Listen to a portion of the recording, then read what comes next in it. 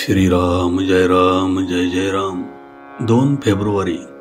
नामाने सद्बुद्धी उत्पन्न होते. कौरवांनी पांडवांना निदान 5 गावे तरी द्यावी, म्हणजे युद्धाचा प्रसंग टळेल, म्हणून भगवान श्रीकृष्ण स्वतः दुर्योधनाकडे शिष्टाई करण्याकरता गेले. त्यावेळी दुर्योधनाने सांगितले की देवा, तू म्हणतोस ते सर्व बरोबर आहे. न्यायाच्या दृष्टीने तू म्हणतोस तसे काहीतरी करणे जरूर आहे, पण तसे करण्याची मला बुद्धीच होत नाही. त्याला मी काय करू? तू सर्व सत्ताधीश आहेस, तर मग माझी बुद्धीच पालट म्हणजे सर्वच प्रश्न एकदम मिटेल. परंतु तसे काही न होता पुढे युद्ध झाले हे प्रसिद्धच आहे. तीच स्थिती रावणाच्या बाबतीतही दिसते. म्हणून सगुणरूपी अवताराने वासना किंवा बुद्धी पालटण्याचे कार्य होऊ शकत नाही असे दिसते. सद्बुद्धी उत्पन्न करण्याचे सामर्थ्य फक्त भगवंताच्या नामातच आहे. म्हणून त्रिकालाबारीत असणाऱ्या नामावताराची आता जरुरी आहे.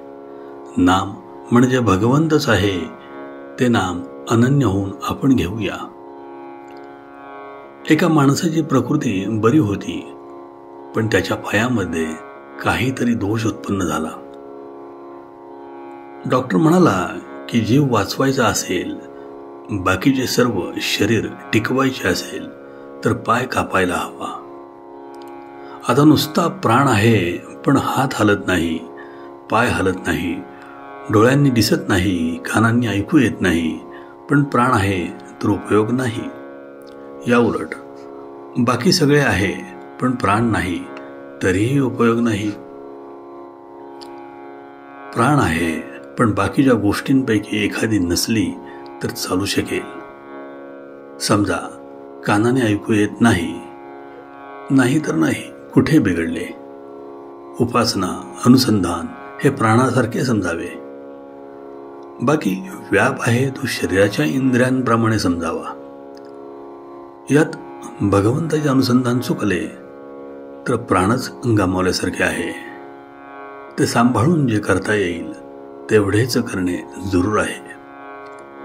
ते न सांभाळता बाकीच्या गोष्टी केल्या तर अंती निराशा आहे.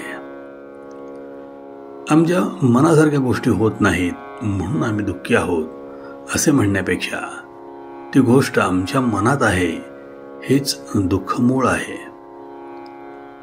अमकी गोष्ट सुखदायक आहे ही जी कल्पना आहे तीच दुःखमूळ आहे हे समजून आपण वागले पाहिजे.